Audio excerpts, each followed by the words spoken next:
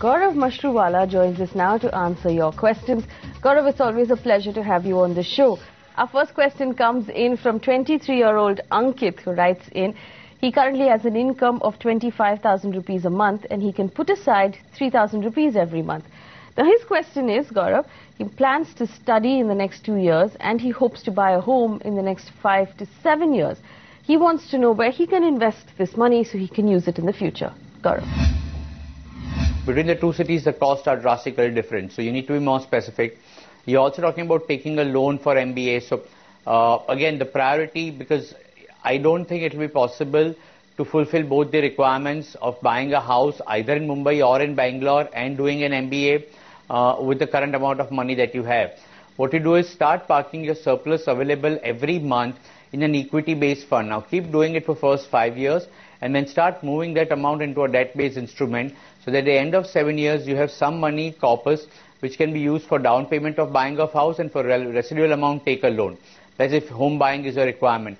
Now here you will have to really get into a situation of budgeting it, because I don't think a 2-bedroom hall kitchen house in Mumbai after 5 to 7 years you'll be able to afford if you are keeping aside, I don't know how much money, because 25,000 is your income, you have some kind of premium coming, you're doing some kind of SIP, so I don't know how much surplus you really have.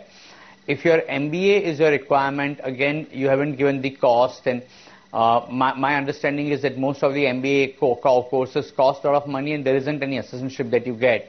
But if MBA is your priority and if it's 2 years your horizon, I would say start doing a recurring deposit, because at 25,000 you're probably in a lower tax bracket and recurring deposit will give you an assured return. Whatever corpus you accumulate within 2 years, use that for down payment, for balance amount, take an education loan. So in either case, you'll end up taking a loan. But if it's a house which is 5 to 7 years away, then you'll be able to invest money initially in a growth-oriented asset class called equity. So there's a possibility of generating higher returns.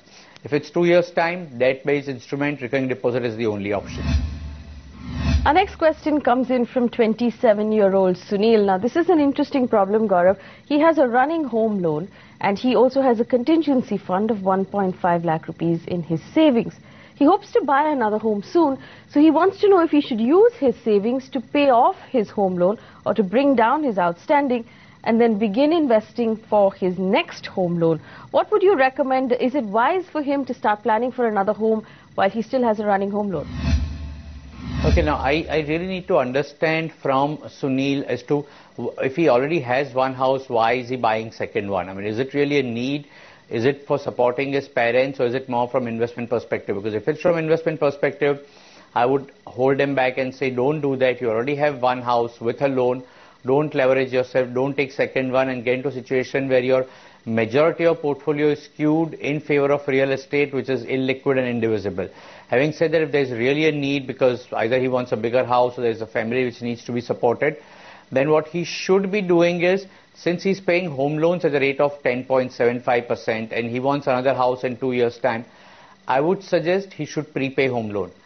And the free EMI that he has, he should start investing in a mutual fund scheme which has about 75 to 80% into debt and rest into equity.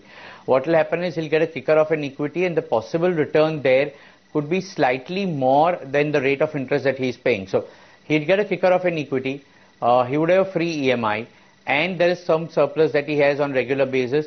All that should be deployed in that monthly income plan of mutual fund or a mutual fund which has 80-20 debt to equity ratio.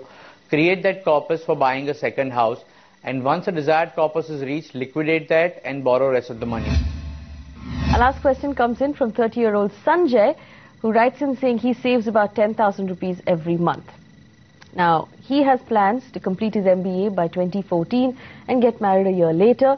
He knows he's going to need about 23 lakh rupees to fund his plans. Where should he invest to fulfill that goal, and what sort of insurance policy can he also buy for himself and his mother, who's in her 50s? Gaurav. Sanjay, doing all these three things in terms of MBA expense and marriage expense and 10,000 per month seems little difficult, because you're talking about 8 lakhs in next 2 to 3 years and even marriage expense. However, you mentioned that there isn't mediclaim which you have for yourself and your mother is 55. So my suggestion would be, first priority should be putting in money aside for buying a mediclaim. Now, either go and, I mean, if you have some money surplus available somewhere, just go and pay the premium, or accumulate money for next 2 to 3 months, and first and foremost pick up a mediclaim, one for yourself and second for your mother, and take fairly large sum assured for your mother, because once she's 60, the possibility of getting higher sum assured will be a little difficult. While it will be available, it could be expensive. In some cases, it may not be available at all. And that's a time when elders require health insurance maximum. So if your first priority is health insurance, between MBA and marriage, you will have to take a call what is priority, because it seems difficult that you'll be able to fulfill both in such a near-term future. If it's MBA, start investing on a regular basis in a monthly income plan or a mutual fund, which is about 80-20 debt equity. And at the time of paying fees, if there's a shortfall, take an education loan. If marriage is a priority, then again the same strategy. Only thing is then you have to go and take a personal loan, because there is no specific loan available for marriage, and rate of interest could be a little higher for personal loans. But in 2 to 3 years' time, requiring a corpus of 18 lakhs and 15 lakhs, and also buying a health insurance from 10,000 per month surplus is a little difficult. Remember, if you have questions for any of our experts, send it to us on the email ID that's at the bottom of your screen. You can also reach us on our Facebook page. Gaurav, it's always a pleasure to have you on Investor's Guide.